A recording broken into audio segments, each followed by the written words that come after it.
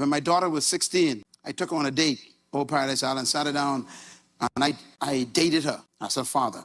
And I told her, dress up, put on your long dress. I want you to put on nice clothes. And I'm gonna chauffeur you. And I took her to the best restaurant on Paradise Island, walked in there, her on my arm, just me and her, no wife with me. And all the men thought I was over the woman. Welcome to Dr. Myles Munroe Teachings, a place of purpose, faith, and transformation. Please like, subscribe, and click the notification button. May God give us fathers who live the future before it happens and prepares his family for it. This is true fatherhood. I put it to you that every man needs to be a father to become a father. You know that the average man in this room was never told by his father that he's a man. And yet it takes a man to make a man a man. A woman can never make you a man. That's why being brought up by your mother still haven't satisfied your manhood desire. You still need to find a man who you respect, who you can emulate, who can tell you, okay, son, it's okay now. You are a man today. That's why you got 50-year-old boys still running around our country trying to find their manhood, because there was no man to tell them, you're a man. Being in Israel last week, it was amazing to see those young boys going to worship at the wall with their fathers. I saw a father and a young boy standing there at the wall. And the father was rocking like this, just rocking, praying, rocking. And the little boy was right next to him, rocking. I see the rocking. And I'm sitting there going, that's the beauty of the Jewish man right there. You know, you have a Jewish boys going to prison. Jewish boys are 19-year-old running their father's business. Do you know why? Because at age 12, they go through a ceremony. All of them. At age 12, their father gives them a test. He takes him to the synagogue, and in front of all the men, the father says to the boy, today, you are a man. That's all the boy needs.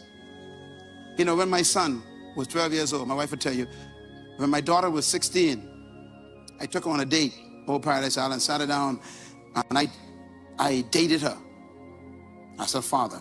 And I told her, dress up, put on your long dress. I want you to put on nice clothes. And I'm gonna chauffeur you. And I took her to the best restaurant on Paradise Island, walked in there, her on my arm, just me and her, no wife with me. And all the men thought I was over the woman. And they were right. I was making a woman that night. And I sat her down, opened a chair for her, and we sat there on Paradise Island. And my 16-year-old daughter couldn't wipe the smile off her face. I said, order anything you want, anything you want. You know what she ordered, right? The highest one. I said, okay, order any drink you want except liquor. So she ordered. And we had a good meal that night, and we talked about womanly things. Listen to me carefully. Only a father could make a woman out of a girl.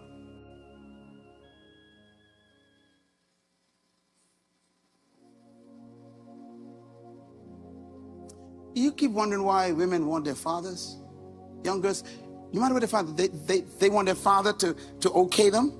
It's because their womanhood is attached to their father, not their mother.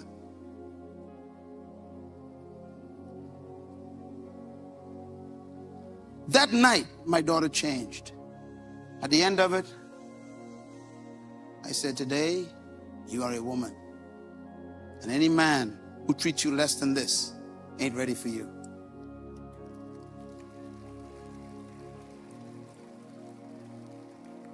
She was 16 years old, 16 years old.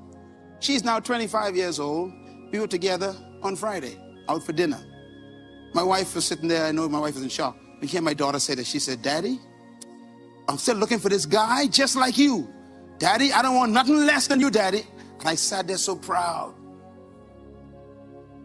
She went through college for six years. Can't find a man like her daddy. She said, Daddy, I ain't gonna touch it until I find one like you. Because that day you told me what a man is like.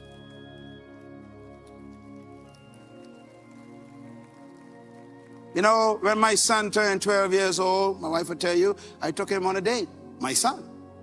I took him out, took him to a nice restaurant, had him dressed up, put on a suit, everything, just like your daddy, son. Tonight, we going out, just me and you. We went out, we had dinner, And I sat down and talked to my son about manhood, how to treat women. I said, you love women like I love your mother. You respect women like I respect your mother. And you take care of women like I take care of your mother. She wants for nothing, son. I said, and you respect women the way I respect your mother. We talked about choosing the right kind of woman, what kind of woman it is to make a man good. Friday night, he was 12, now he's 24. Friday night, he was at the table. My wife heard this. He said, you know, Daddy, I don't want to get married until I can take care of a woman, you know. I want to be just like that, you know, just like you. I want to take care of a woman. I don't want to take no. And I'm sitting there going, yeah, he got it. It ain't love that motivates him. It's the ability to be a father that motivates him. To care. That night, I shook my son's hand over the table. I said, son, at the end of the night, I said, son, tonight, to me, you are a man now. I said, when I leave home, you're in charge of the house. And if I leave your mother and your sister with you, you are the head of the house, okay? Yes, Daddy. I said, when I leave, you make sure all the doors are locked, all the security is in, because you are the head of the house, son. You are a man. He said, yes, Daddy. My son changed in one night. He still opens doors for my wife. And he still protects her like a hawk. He protects his sister like a hawk. Why? Because that night he became a man at age 12. You never had a father who talked to you like that? I know. That's why God sent you here today on Father's Day. Because now I have to father a whole lot of sons. Some of them older than me, but they're my sons. Because they're still looking for that affirmation that women need to protect them. They need that man to say, you are a father today. Close your Bibles.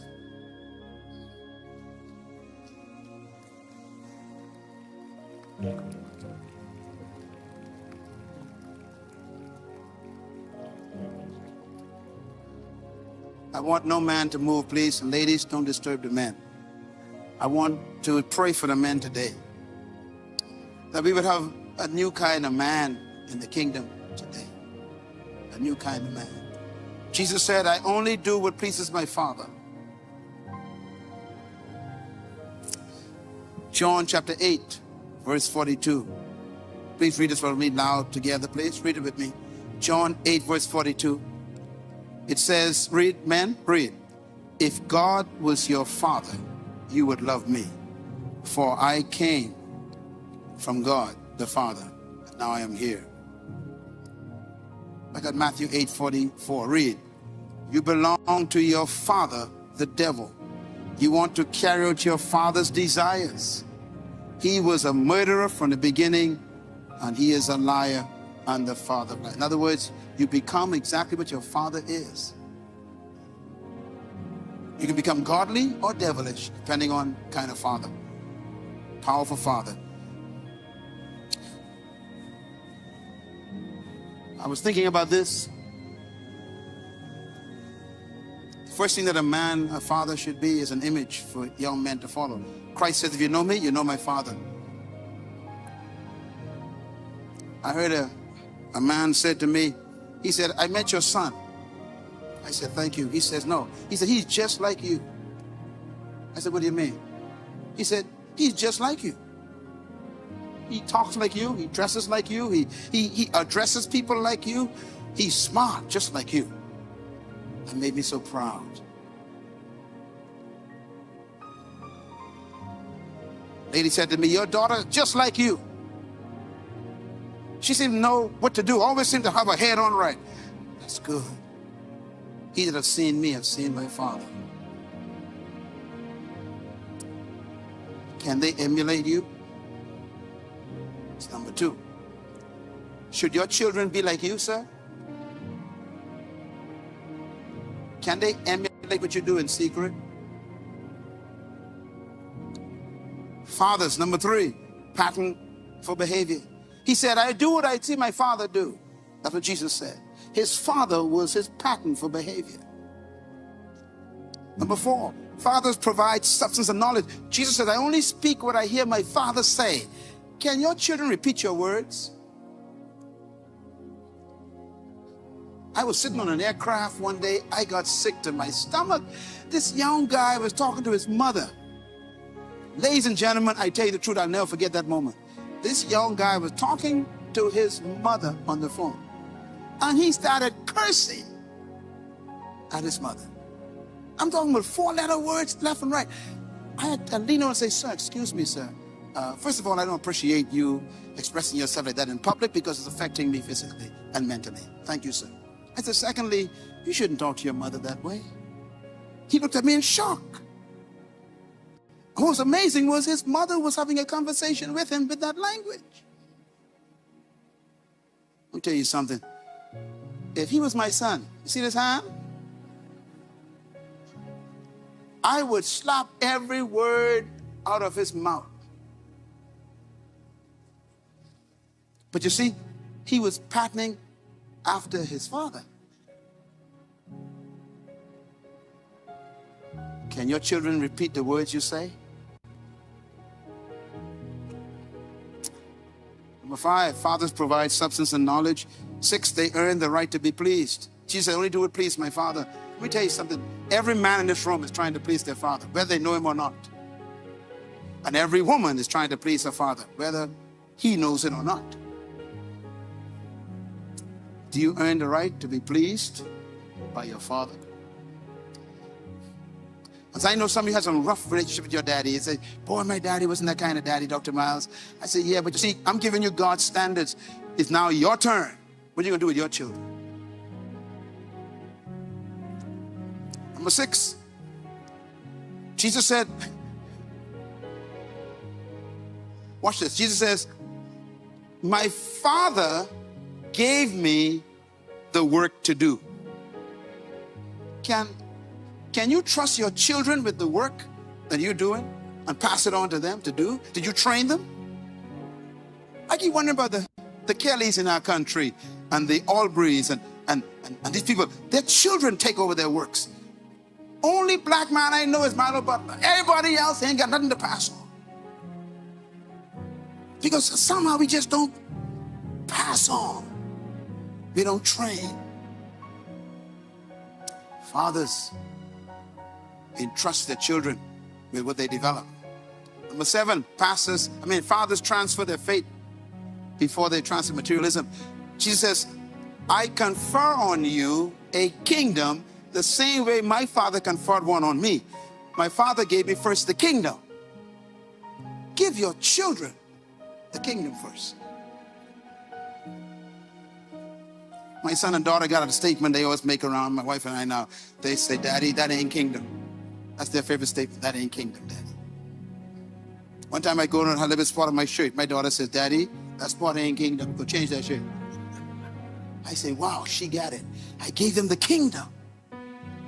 They're kingdom conscious. If they can go into life, I ain't got to work with them anymore. They got the kingdom first. You give your kid money, it'll wear away. Give them the kingdom, they'll live forever. Fathers give kingdoms. They give spirituality first. Number 8, teach them what their friends should learn.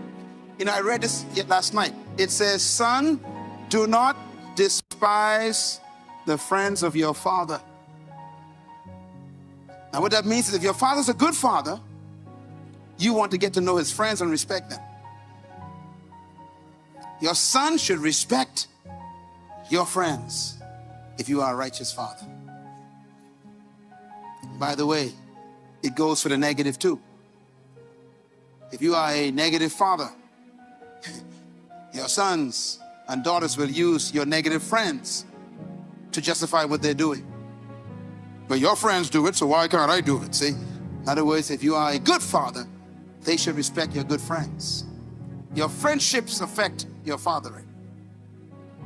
Number 9, be an example of hard work. Jesus said, my Father is always working, therefore I work. Wow, what an example. My Father's always working, therefore I work. Are you a good example of hard work so your sons and daughters can say, look, hard work is good because my Father is a hard worker? They should get it from their father. The average person in here probably gets it from their mother.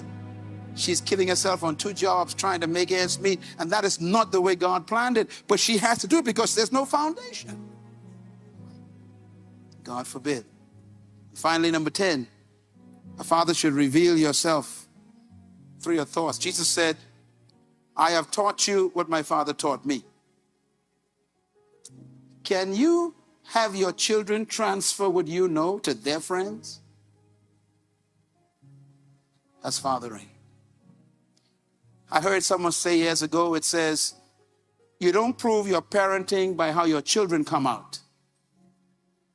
Your parenting is proven by how your grandchildren come out. If you want to know if you are a good parent, check your grandchildren. And if they curse in dirty words, something went wrong somewhere. That means your son and daughter teaching them some stuff that you didn't teach them. He says, I received from my Father, therefore I give to you, he says. Your father should be the transfer of information to your friends. May God give us fathers that are kingdom fathers.